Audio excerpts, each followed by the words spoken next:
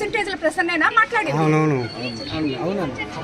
ప్రతి ఒక్కటి ఎక్కడ అతను చేయబడితే, ఒక కాంట్రాక్ట్లో చేయబడితే, ఒక రియల్ ఎస్టేట్లో చేయబడితే, ఒక ఇళ్ల స్థలాల దగ్గర మట్టి చేయబడితే, నువ్వు ఎక్కడ చేయబడితే అక్కడ అవినీతి. అతను పీజీ చేసింది అవినీతిలో, నేను నీతి నిజాయితీలో పీజీ చేశాను. అవును, నేను రాజకీయ అజ్ఞాన్నే.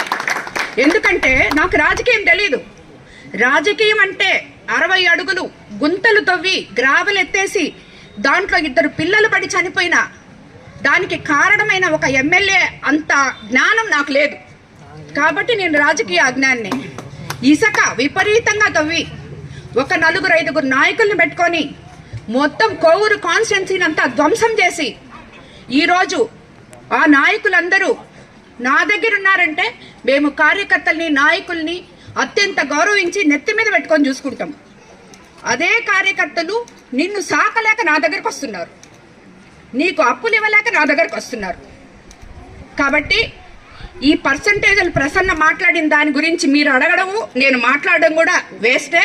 కాబట్టి వదిలేండి.